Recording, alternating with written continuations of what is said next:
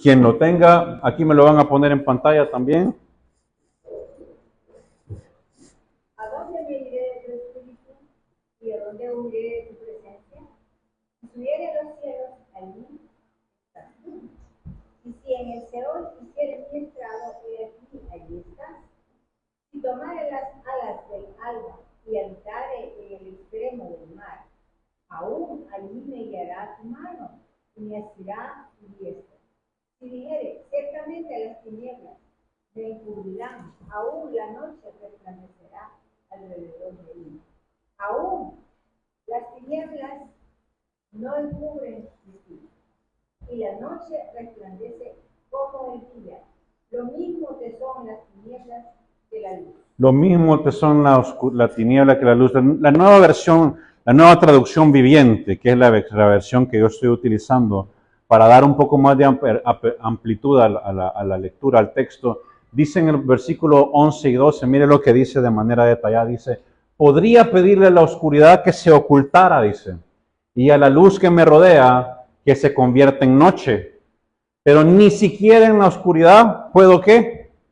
Puedo esconderme de ti. Para ti la noche es tan brillante como el día y la oscuridad y la luz son lo mismo para ti. Bendita la palabra de Dios que vamos a ver en esta mañana.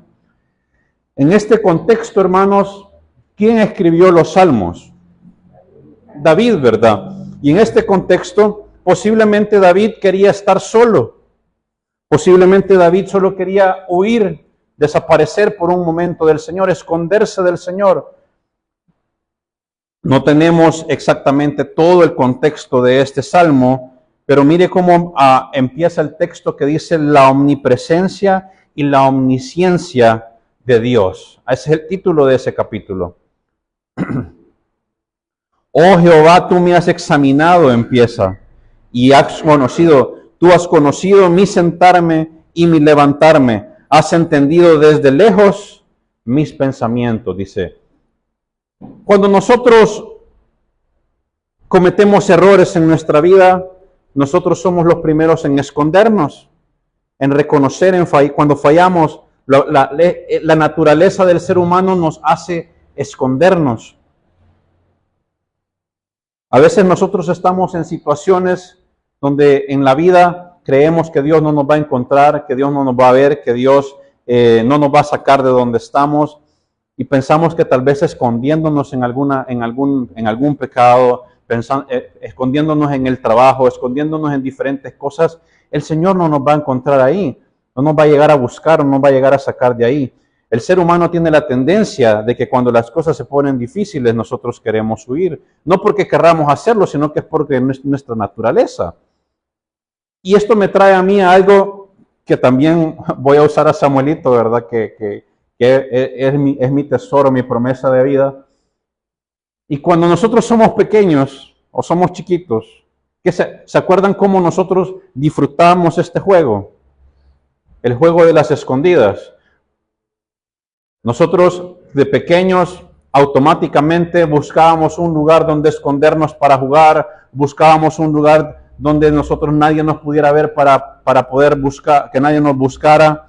Pero esto no tiene que ver, no tiene mayor ciencia más que algo natural en el ser humano, porque uno de estos días, hace como un mes tal vez, estaba Samuel jugando en casa y ayer lo volvió a hacer. Y por eso lo recordé y lo vine a apuntar y le puse aquí solo un asterisco y le puse las escondidas. Y cuando le mandé el bosquejo a Luis, le puse ahí ponerlo al principio. Porque nosotros de pequeños empezamos a jugar a las escondidas. Y Samuel una vez se metió detrás de la cortina de la sala y él quería que uno lo buscara, que lo buscáramos. Y nosotros decíamos, ¿y a dónde está Samuel? ¿Y a dónde está Samuel? Pero yo lo tenía enfrente, ¿verdad? Yo estaba aquí, le decía, ¿a dónde está Samuel? ¿A dónde está Samuelito? ¿Qué se me habrá hecho mi rey? ¿Qué se me habrá hecho mi príncipe? Ay, no, ¿dónde está Samuelito? Se me perdió, abuelo, el niño, se me perdió, abuelo, el niño. ¿A dónde estará Samuelito?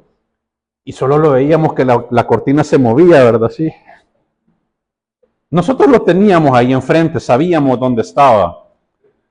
Y cuando yo le dije, bueno, se perdió Samuelito, ay, vamos a llorar porque se perdió Samuelito, me acerqué a la cortina y abre la cortina y le hace, ¡bum! Ah, le hago yo, aquí está Samuelito. ¿Por qué les cuento este ejemplo? Porque nosotros de niños, los niños como Samuelito, esperan ser encontrados. En los niños, que un padre o un familiar los encuentre, los busque, les hace sentir algo de protección. Y este es el segundo punto. Todos venimos programados con la necesidad de ser encontrados. Todos venimos con la necesidad de ser encontrados. Uno, porque tenemos esa necesidad. Y dos, porque es necesario, porque escondernos nos hace sentir que nos estamos protegiendo de un peligro. Son las dos cosas. Y en la Biblia nosotros encontramos a un profeta, tal vez el profeta que en la historia judaica es como el favorito de los judíos. Y este es el profeta Elías. En la historia, Dios esconde a Elías. A veces nosotros pensamos que Dios no nos va a encontrar, que ese pecado oculto nadie lo va a ver, que no hay lugar, que no nos van a encontrar haciendo algo prohibido. Y no hay un lugar donde nosotros nos podamos esconder de Dios. Puse el ejemplo de Samuel con nosotros, de que nosotros sabemos a dónde estaba Samuel. Y de la misma manera hace Dios con nosotros. Dios, aunque nosotros nos escondemos, Dios está así arriba de nosotros diciendo, yo aquí sé que aquí estás, yo sé que aquí estás. Y si no, acordémonos de Adán y Eva, ¿verdad? Adán y Eva pecaron y se fueron a esconder detrás de los arbustos pensando que se estaban escondiendo. Jonás se fue a esconder también pensando de que Dios no lo iba a ver. Nosotros, hermanos, estamos viviendo en una época donde hay una gran ola de avivamiento, y cuando digo avivamiento es donde hay mucha emoción por las cosas de la iglesia, las cosas de Dios. Pero estamos también en una época donde hay mucho cristiano escondiéndose. Donde debemos de haber hombres y mujeres que deberíamos de estar viviendo nuestro propósito, pero que tristemente a veces preferimos escondernos de nuestro llamado. Estaba sacando unas estadísticas y antes de entrar directo a lo que vamos a ver en esta mañana, ya de manera más profunda, estaba viendo que cada 13 minutos un hombre de género masculino se quita la vida. Cada 13 minutos. O sea que en estos 45 o una hora que podamos tener de clase, 4 hombres se van a quitar la vida. El 80% de los suicidios son de hombres. Y el suicidio es la segunda causa de muerte entre hombres menores a 45 años. ¿Cuántos hombres aquí tienen menos de 45 años? 2, 3, como 4. El 87% de la población encuestada de estas estadísticas son hombres que duermen mal. ¿Por qué les cuento esto? Y voy a aclarar, estas estadísticas son para hombres, ¿verdad? Para uno como hombre, masculino. Pero estas mismas estadísticas no varían mucho cuando hablamos de las mujeres, por el peso que lleva criar hijos, ir a trabajar, el tema es una doble función, casi que triple función interna emocional. Y muchas veces todo esto hace que nosotros nos escondamos.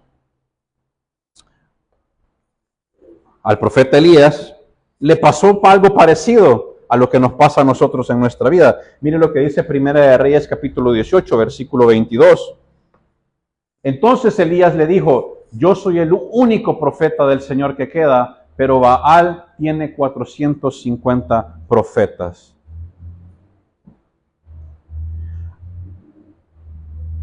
A Elías le tocó vivir en una de las épocas más difíciles del pueblo de Israel. Esto ya lo vimos con el hermano Herbert. ¿En qué reinado estaba él, de Elías? ¿En el reinado del rey? Acab, correcto, en el reinado del rey Acab. Pero Acab no era malo solamente por sí mismo, sino que era malo porque tenía la influencia de alguien más, de una mujer que se llamaba Jezabel. Esta mujer hizo varias cosas que enojaron a Dios. Primero, aprobó la adoración de Baal en los templos de Dios, o en el templo de Dios. Y lo otro era que Jezabel mandaba a matar a todo aquel profeta o predicador, digamos, ¿verdad?, de Dios. Y Elías fue el único profeta que valientemente se le acerca a Acab y le dice que a través de su boca, que únicamente a través de su boca, iba a volver a llover sobre el pueblo de Israel. Iba a volver a caer agua. Tenían 3 años y medio casi de tener sequía de agua. Y esto enoja a Jezabel y le manda a decir, y viene Dios y esconde a Elías. Y una cosa es que nosotros como personas nos escondamos de Dios por nuestro pecado, por nuestro miedo, por nuestro temor. Y otra muy diferente es que Dios nos esconda a nosotros para protegernos. Que Dios nos esconda para prepararnos. Que Dios nos esconda para fortalecernos. Que Dios nos esconda para diseñar algo en nosotros diferente o nuevo para nuestro propósito que Él ya tiene preparado para nosotros. Y mire que lo esconde por 3 años, pero después de esos 3 años, ¿qué creen que hace Elías? El 18:22 dice algo ahí. No está. Ese es verdad. Sí. Viene Elías y a los 3 años, en vez de decir, bueno, ya me escondí, ya aprendí mi lección, mejor ya no voy a decir nada, ¿qué creen que hace Elías? No. Antes de eso, aparece nuevamente Elías, retando otra vez a Acab y sus profetas de Baal para competir. Iban a hacer una competencia, ¿se acuerdan? Después de esos 3 años que se prepara Elías, viene nuevamente, sale y lo reta al rey Acab para competir, para ver quién de verdad tiene el favor de Dios. Y era solamente Elías, un solo profeta, dice, yo soy el único que queda. Y Baal tiene 450 profetas.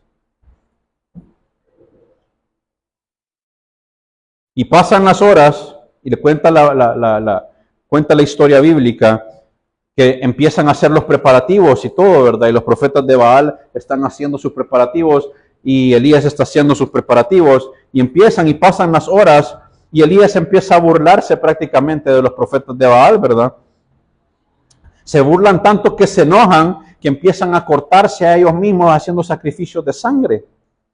Y nada pasa. Y viene Elías, y con todo lo que tiene ahí, viene él, y manda a traer 4 cántaros de agua, varias veces, no solamente una vez. Pero esto de los 4 cántaros de agua tiene un simbolismo. ¿Alguien sabe por qué manda a traer 4 cántaros de agua? Estábamos hablando de que había una época de sequía, ¿se acuerdan? Entonces viene Elías y manda a traer 4 cántaros de agua. En ese momento el agua era el bien más precioso que tenían. Y no lo hace una vez, lo hace varias veces. Les dice, traigan 4 cántaros de agua y espárzanlos por ahí, desperdíciennos, tírennos por ahí. Y los profetas de Baal, cuando veían esto, se indignaban, ¿verdad? Yo me los imagino indignados. Como cuando nosotros en la pandemia, ¿verdad? La gente tal vez desperdiciaba algo y nosotros, qué barbaridad, si no hay las mascarillas, ¿verdad? O el alcohol gel, ¿verdad? Algo. Nosotros nos indignábamos por ese desperdicio. Pero aquí Elías no está desperdiciando, está mandando un mensaje. El agua era lo más valioso y estaban en 3 años de sequía. Y es que, hermanos, aquí ya entrando más en materia, más profundamente, entrando paso a paso, cuando nosotros sabemos que Dios está con nosotros y cuando sabemos que Dios está de nuestro lado, nosotros no tenemos ningún problema en dar lo más valioso que tenemos a su servicio porque sabemos que Dios nos respalda.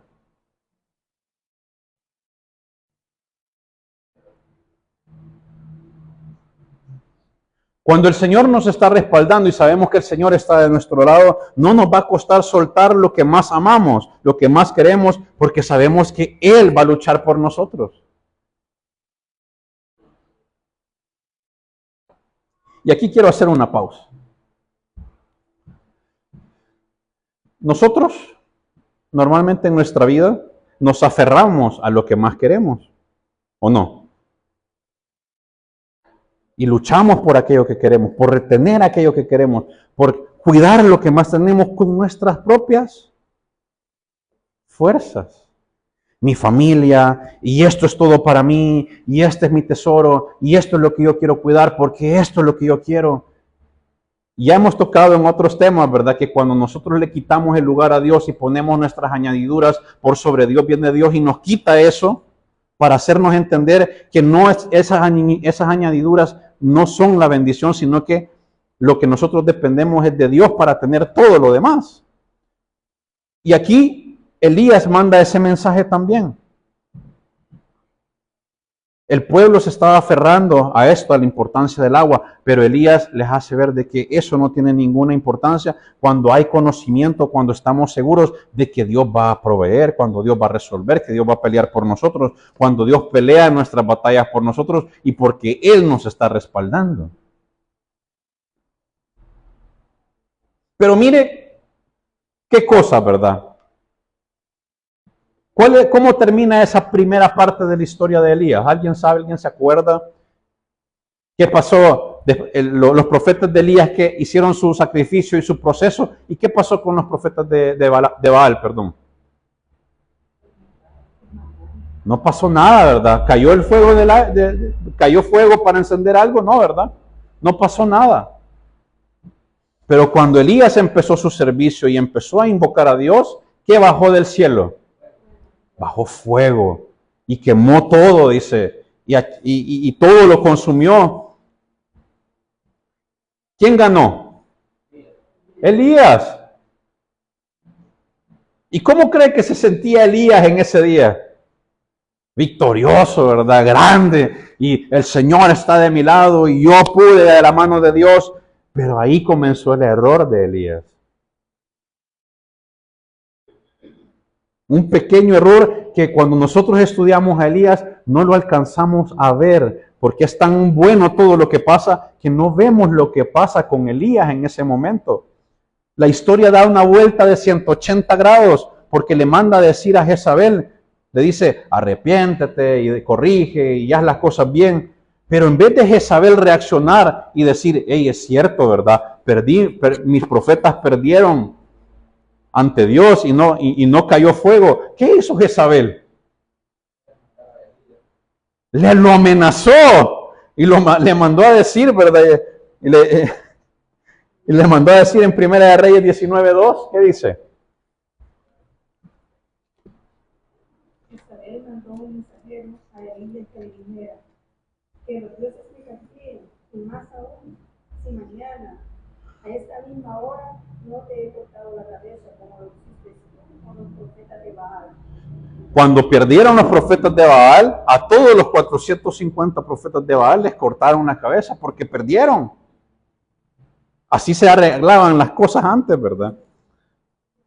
Y viene Jezabel y cuando recibe el mensaje de que Elías ganó de la mano de Dios y le manda a exhortar a Elías y le dice, arrepiéntete y deja de hacer lo que estás haciendo y vuelve a los pies del Señor, le dice, ¿cuál? Mañana a la misma hora, antes de esta hora, yo ya voy a tener tu cabeza, le dice. ¿Y Elías qué tuvo? Elías tuvo miedo. ¿Por qué? Ajá, pero ¿por qué? ¿Por qué tuvo miedo? Yo esta historia a veces me pongo a pensar en este punto, que ahí estaba cansado, agotado, llegó a sentirse así con miedo, con temor, porque ya había vencido muchas batallas, porque yo estaba con él. Pero allí me lo imagino cansado ya. Ay, Señor, ya me la. Pero ese punto donde dice que mejor le quite la vida, no fue en este momentito en que Jezabel le manda la amenaza. Miren el proceso, pongámonos nosotros en los pies de Elías ahora como seres humanos. Cuando nosotros tenemos una gran victoria y tenemos bendición en la vida y nos va bien en la vida, pero de repente algo no salió como nosotros creíamos que tenía que haber salido, ¿verdad? Y uno dice, yo hice todo bien, y yo cambié, y yo dejé esto, y yo dejé lo otro, y yo hice aquí. ¿Y por qué no volvió? ¿Y por qué no regresó? ¿Y por qué no hicimos? ¿Y por qué no se hizo así? ¿Y por qué no gané? ¿O por qué no hice por qué no me dieron ese trabajo si yo me preparé, si yo esto, etcétera? Póngale usted el punto que sea. Elías tuvo miedo, pero porque pasó algo ahí en su corazón. Algo de su mente, en su visión, como dicen algunas, en su cosmovisión, dice, pasó algo. Elías tuvo miedo porque Elías tenía, después de que ganó, Elías tenía un plan distinto al de Dios. Él creyó en su mente que las cosas iban a funcionar de otra manera, como él creía que iban a salir, como era lógico que iba a pasar. ¿Sí o no? Es lógico, ¿verdad? Si yo gano una victoria, derroto a los profetas de Baal, lo lógico es que Jezabel se eche para atrás, ¿verdad? Y diga, sí, perdí, reconozco que perdí. Pero no pasó eso. Y hermanos, a veces que nuestro plan haya fracasado, no quiere decir que el plan de Dios no siga en pie. Dios sigue escribiendo nuestra historia. Pero cuando las cosas no salen como nosotros creemos que tienen que salir, ¿qué hacemos nosotros de Dios? Nos escondemos, bajamos la cabeza, nos achicopalamos, nos achicamos. Decimos, no me salieron las cosas como creí que iban a salir. Y eso, precisamente, hermanos, es lo que el enemigo, lo que Satanás quiere que nosotros creamos. Ahí es donde se glorifica Satanás en nuestra derrota, entre comillas. Que ese matrimonio no funcionó, que no se restauró, que los hijos no lograron regresar al camino, que los hijos siguen perdidos, que esa adicción no ha sido vencida, que esa pornografía no la ha podido dejar, que esa promesa que usted tenía no ha llegado en el momento que usted quería, y usted dice, no llegó la promesa. Y aquí es cuando yo la esperaba, cuando yo esperaba la promesa. Que ese matrimonio no se salvó, por algo no fue. Que los hijos siguen perdidos, por algo no fue. Hay una razón de por qué. Pero no quiere decir de que Dios no siga escribiendo esa historia. Cuando nosotros nos cerramos a de que Dios, o cuando nosotros nos cerramos a que la victoria en mi vida viene como yo quiero que venga, se me olvida de todo lo que Dios ha hecho por nosotros. Cuando nosotros nos enfocamos en algo, aquí a Elías le había pasado lo mismo. Como él no recibió la respuesta que él esperaba de la victoria que había tenido, él se olvidó de todo lo demás. Perdió su confianza. ¿Cuántos podemos decir a ciencia cierta, con nuestro corazón abierto, de que Dios hasta este momento ha seguido siendo fiel con nosotros? Y hemos pasado por problemas, ¿o no? Y siguen los problemas, pero Dios sigue siendo fiel. El enemigo Satanás siempre nos va a querer que nosotros veamos las cosas como no son, que nosotros nos enfoquemos en lo que hemos perdido y no en todo lo que hemos ganado. ¿Sí me explico? Para los que están apuntando. El enemigo, Satanás, quiere que nos concentremos en lo que hemos perdido en ese momento, pero no, que no veamos todo lo que Dios nos ha dado y todo lo que hemos ganado atrás en nuestra vida, todo el proceso. Cuenta una historia en lo que cuando uno está estudiando, leyendo y busca ejemplos para poderlo compartir. Encontré un ejemplo de un hombre que encuentra 100 moneditas de oro. Va saliendo de su casa y encuentra una bolsa con 100 monedas de oro. Decía la bolsa, 100 monedas. Oiga, él sale de su casa y encuentra una bolsa con 100 monedas de oro. Dice 100 monedas. Y él emocionado viene, se sienta y empieza a contarlas. Y empieza a hacer pilas de 10, 20, 30, 40, 50, 60, hasta que llega al final. ¿Y qué creen? Se enoja. ¿Por qué creen que se enoja? Porque dice, aquí dice 100 y tengo 99. ¿Qué pasó ahí? Me robaron, me quitaron una, me falta una. ¿Cómo salió él? ¿Cómo salió de su casa? Sin nada. Se encontró una bendición con una bolsa que decía 100 monedas. Pero cuando las contó tenía 99. Y en vez de ser agradecido de haberse encontrado 99 monedas de oro, dice, me robaron una, me falta una. Y así nosotros a veces pasa nuestra vida con las bendiciones del Señor, porque nos hace falta volver a algo, que ya vamos a ver. Lo mismo que le pasó a Elías, recibió ese mensaje, tuvo miedo, y Elías viene y se esconde, porque estaba enfocado en él mismo. Eso nos pasa cuando queremos que las cosas de Dios se obre así y así. Y resulta que Dios viene y dice va a ser asá y asá, ¿verdad? ¿Cuántos de nosotros hemos pasado en un proceso y esperamos de que las cosas digan va a ser así y así? Pero Dios viene y te dice no, va a ser tic y tac.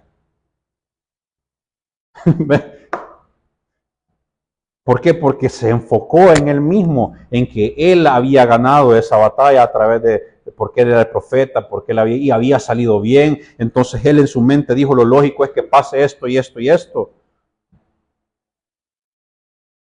Y no dejamos nosotros que Dios haga las cosas a su manera, sino que a mi manera. Y viene Elías, y aparte de esconderse porque estaba enfocado en sí mismo, pierde toda noción, pierde toda la visión, pierde todo su papel como profeta, de estar consciente de quién es en su llamado. Y viene a hacer algo que me llamó mucho la atención, porque viene y se esconde ¿a dónde? Se esconde en una cueva. ¿Y qué significa una cueva? Alguien que me pueda decir qué significa una cueva. ¿Cuál es el significado de una cueva? Es un lugar de... ¿Por qué me voy yo a meter a una cueva? ¿Pero por qué me escondo? Porque estoy huyendo de un peligro, ¿no? Entonces me escondo por miedo y por buscar, por buscar un refugio, por buscar protección. Les quiero hacer una pregunta. ¿Es posible amar a Dios y esconderse de Dios?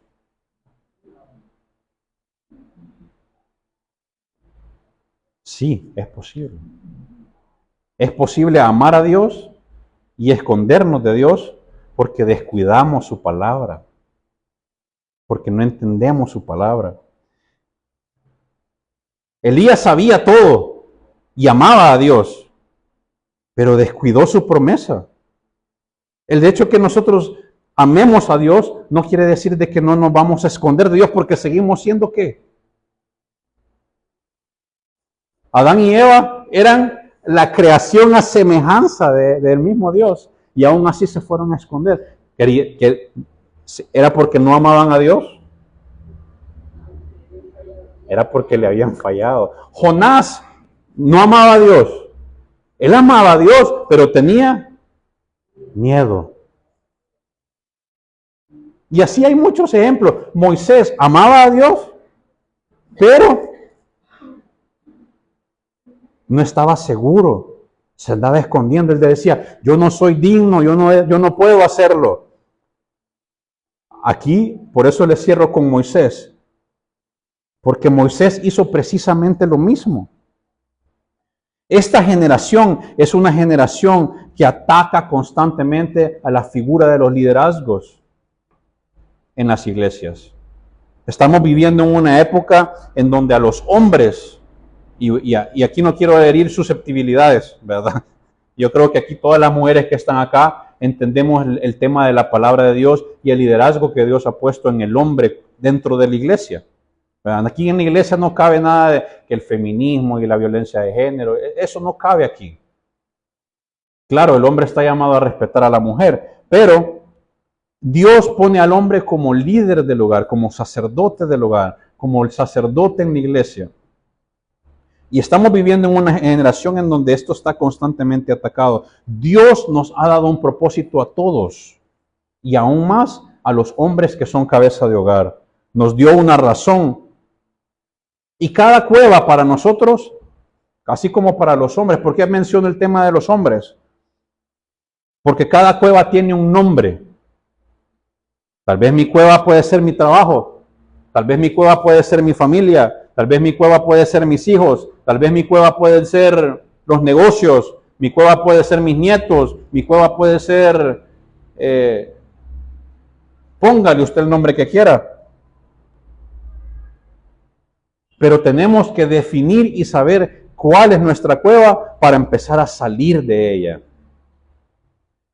Estamos ahí porque no sabemos cuál es, no la sabemos identificar.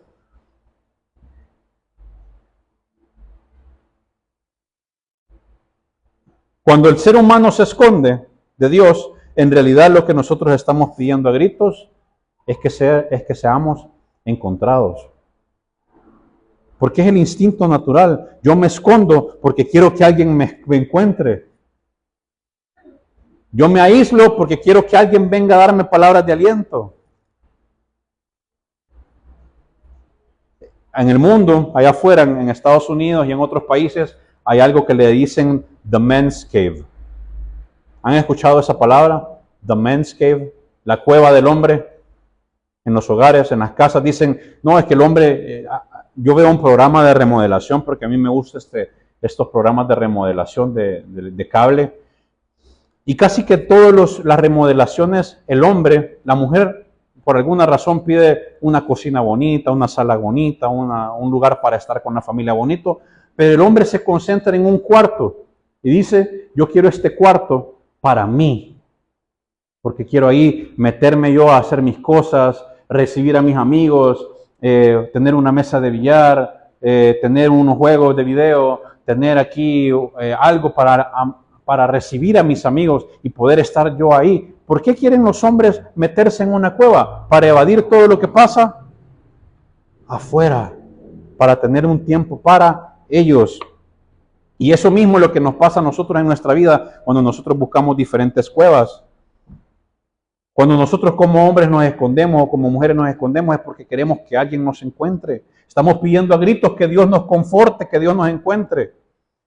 Y mire qué bonito que Isaías 42:7 nos hace entender algo. Que dice, alguien que me pueda leer Isaías 42:7. Interpretamos aquí uno de los grandes ministerios de Jesús, que lo cumple más adelante cuando Él viene. Aquí es una profecía para Jesús. A la venida de Jesús en Isaías 42:7. Para que abran los ojos de los cielos, para que saquen de la cárcel a los presos y de casas de prisión a moran en tinieblas. Repítame lo último. Para que saques de prisión a los... Para que saques de la cárcel a los presos y de casas de prisión a los que moran en tinieblas. Pongámosle significado a eso. Pongámosle significado a eso. Casas de prisión. ¿Qué es una casa de prisión? Es una. ¿Y la cárcel qué es? ¿Ah? ¿Y entonces cómo se llama? ¿Ah? Ajá, ¿pero qué es entonces? ¿En qué se convierte para el hombre? Una prisión. ¿Y la prisión qué es? ¿Qué figura tiene? ¿Qué forma? Si está encerrado, ¿qué figura tiene? Cuando tiene libertad. Ajá. Es una cueva. Y lo otro dice, cárcel de prisión, ¿verdad? Viene a libertar, viene a sacar de las cuevas a los hombres.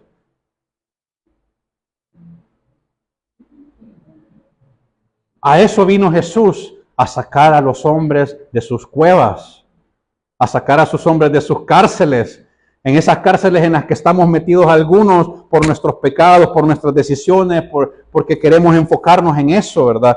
Ese era uno de los ministerios de Jesús, venir a sacar. ¿De dónde sacó a Pablo? ¿A dónde sacó a Pedro? ¿De dónde sacó a Tomás? Eran lo más bonito de la sociedad. Lo sacó de sus cuevas para servirle a él. Dios viene y le habla a Elías y le hace una simple pregunta cuando se va a meter a la cueva. ¿Cuál fue la pregunta que le hace? ¿Qué haces aquí? Porque él no estaba llamado para irse a meter a una cueva. Cuando pensamos que nosotros somos indispensables, mire lo que dice Primera de Reyes capítulo 19, versículos del 10 al 13. He servido con gran celo al Señor, dice Dios Todopoderoso, respondió Elías. Esto le contestó Elías a Dios. Cuando Dios le dice, ¿qué estás haciendo acá? Él le dice, pero el pueblo de Israel ha roto su pacto contigo, derribó tus altares y mató cada uno de tus profetas. Yo soy el único que queda con vida y ahora me buscan para matarme a mí. Ahora les hago una pregunta, amados hermanos. ¿Era esto cierto de que era el único que había quedado?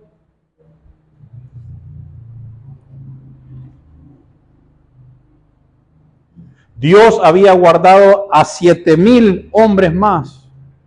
No solo, ahí estaban otros 7,000 hombres guardados. Al único que había mandado a la batalla era Elías, como era el profeta, pero había más gente guardada. Elías perdió la visión de que él no era el único, porque cuando pensamos que nosotros somos indispensables y que el propósito de Dios depende de nosotros, siempre vamos a perder la esperanza cuando algo no sale como nosotros esperamos y nos vamos a ir a esconder. Dios nos ha dado un solo llamado a nosotros, a todos los hombres. ¿Cuál es? A hombres y mujeres nos ha dado un solo llamado. Creer en Él. ¿Cuántos de nosotros acá creemos en Él? El Señor le dice a Elías, sal fuera, le dice. Y viene Elías y sale. ¿Y qué pasa? Y le muestra terremotos, le muestra fuego, le muestra un montón de cosas y le dice, y en todo eso no estoy yo, le dice. Interesante algo que pasa en este momento, ya para ir terminando, hermanos, dice que Elías se va a esconder a una cueva en el monte Horeb. ¿Se acuerdan cuál era ese monte? ¿Con otro nombre? Otro monte, no es otro monte, es otro nombre bien famoso. El monte, no. También empieza con ese. El monte Sión. El monte de Sión. El monte Horeb y el monte de Sión son el mismo. Moisés se fue a esconder al monte de Sión. Ahí en una hendidura se fue por protección, a una cuevita. Y en ese mismo monte, después, se mete Elías, del lado del monte Horeb.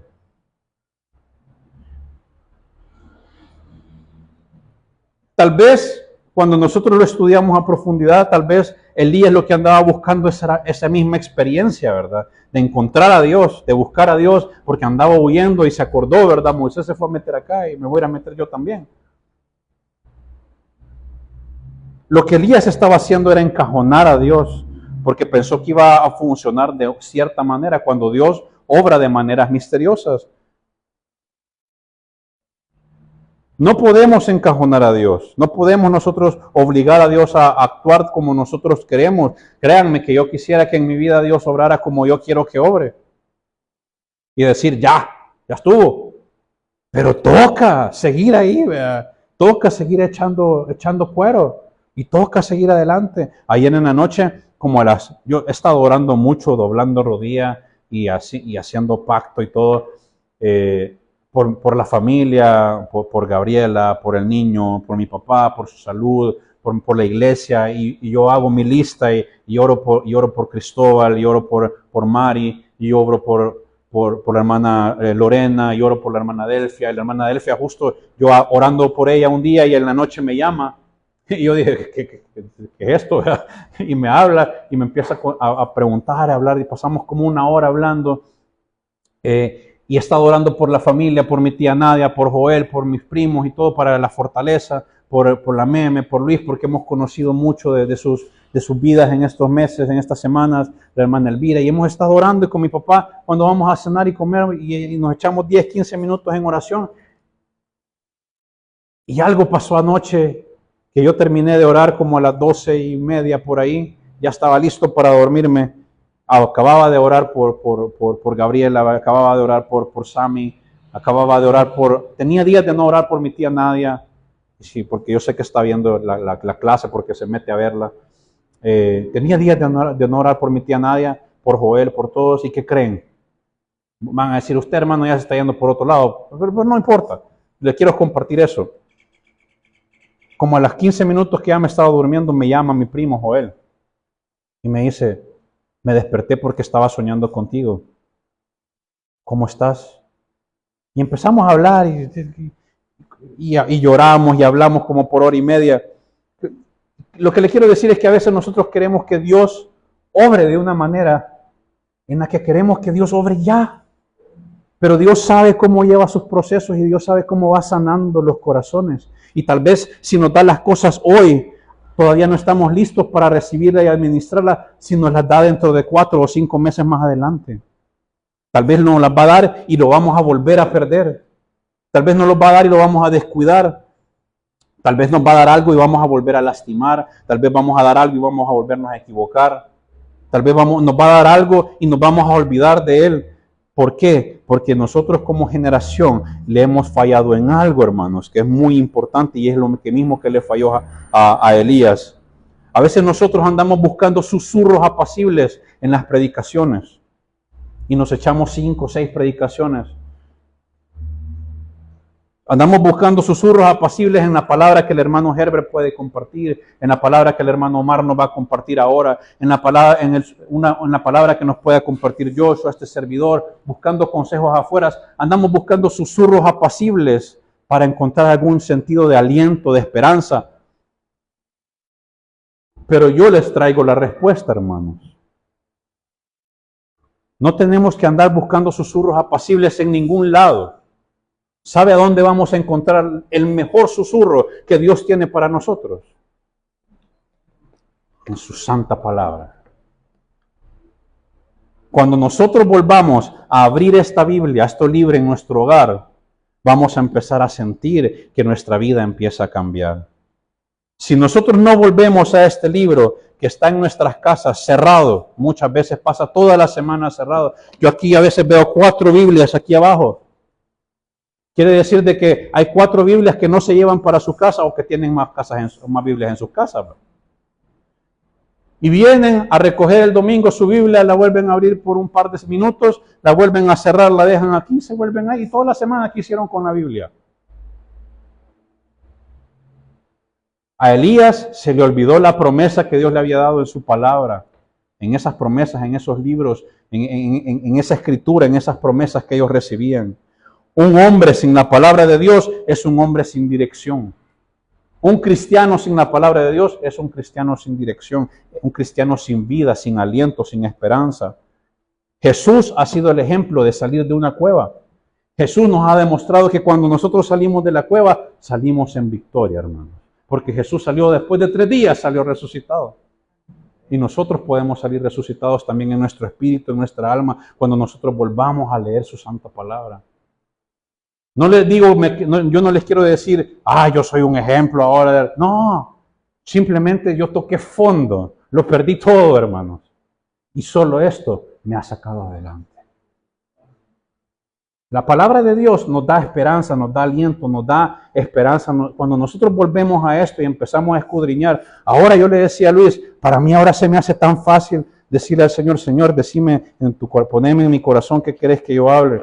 Y yo abro la Biblia y le hago un par de ojeos y de repente ahí me siento cómodo con un versículo, lo leo, lo medito, y como el hermano Herbert nos ha dado clases para predicadores y tenemos al mejor maestro del mundo, se nos hace bien fácil, ¿verdad?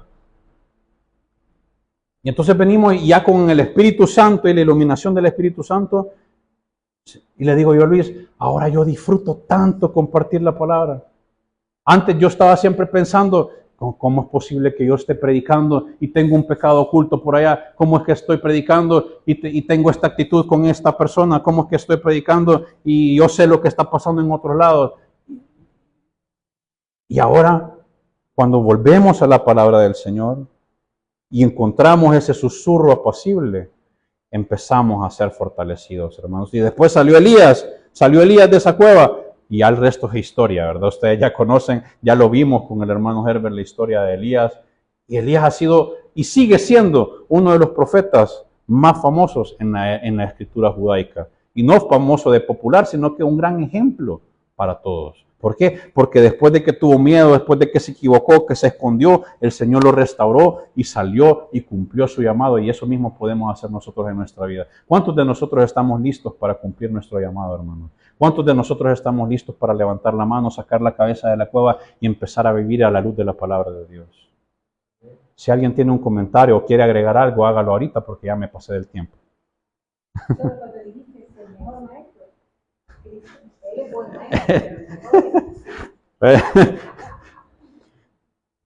¿Alguien más? Si no, que el Señor me lo bendiga, hermanos.